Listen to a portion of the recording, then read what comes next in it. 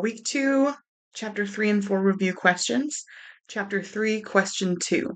Compare and contrast employee desired outcomes with an organization's desired outcomes from work. I think more often than not, the employee's um, desired outcome and the organization's desired outcome don't match. I think the employee's desired outcome is selfish, and I don't mean that in a bad way. It's just that the employee is obviously prioritizing their family's needs, financial benefits, scheduling, that type of thing. Whereas obviously the organization wants to get as much as they can out of the employee, whether that's products produced per shift, sales made per shift, calls handled per shift, that type of thing. I think the employee will work towards the organization's desired outcomes, but not just because it's what the organization wants. They're doing it because of the promise of the employee's desired outcome. So the promise of the pay that the employee needs, the financial stability, the benefits, etc. Chapter 3, Question 4. Discuss how understanding behaviorism can improve human resource management practices. Quote, behaviorism is the study of how organisms respond to stimuli in the environment. So management can try to figure out the motivation or why behind actions, behavior, whether it's desired behavior or undesired behavior, by finding the exterior motivators or the results of the behavior within the environment.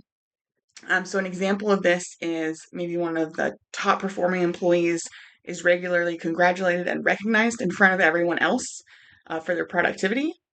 And maybe that positive stimuli or reward is a positive motivator for this employee and maybe the other employees too to make them want to work harder, or for that employee to continue to be a top producer. And obviously sometimes the opposite, maybe of write-ups or just not being rewarded can be a negative stimuli for underperformance. Chapter 4, Question 1. How does organizational strategy impact the tasks and qualifications of a job? So my examples for this are, like for example, Walmart. Obviously, it's a huge corporation. They sell a bunch of different things. They need a lot of employees, but they don't need to perform specialized tasks necessarily. And they need to maybe know where something is in the store, know how to use a cash register and a barcode scanner. But it's not like they need to be incredibly customer centered or incredibly customer focused, I guess, compared to say Buckle in the mall. I don't shop at a lot of high fashion places, so that's my example. But Buckle in the mall, all their employees know all the jean sizes, all the cuts, what cuts flatter different shapes, body shapes. If you're in the dressing room, they'll go get you more sizes. If you decide you don't like the cut of something, they'll go grab you a different cut.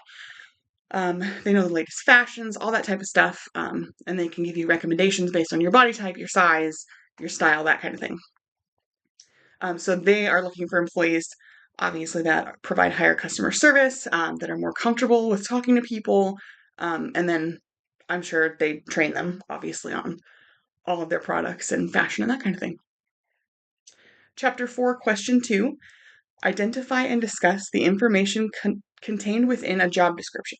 So a job description should include the job title, the department and who supervises the position, a short summary of the job and tasks performed, required qualifications and any job hazards, the work environment as well. I know when I read the job description for my current position, all I really knew was it was an office job and you used a computer. And I knew what company it was for. I'm not sure I would have applied for my job if I hadn't known someone who worked there and knew that they liked their position, they liked the environment, that type of thing, because I really had no idea what it was other than working on a computer. Now that I've worked there for a long time, I understand it's a wide variety of tasks, so that's probably why the description was kept fairly vague. But I do think they're doing a disservice and maybe getting less applicants just because it's not clear what the job itself is. Chapter 4, Question 4. Discuss the different sources and methods for collecting information during a job analysis. You can collect the information from supervisors, the person currently performing the position, the person who used to perform the position, colleagues.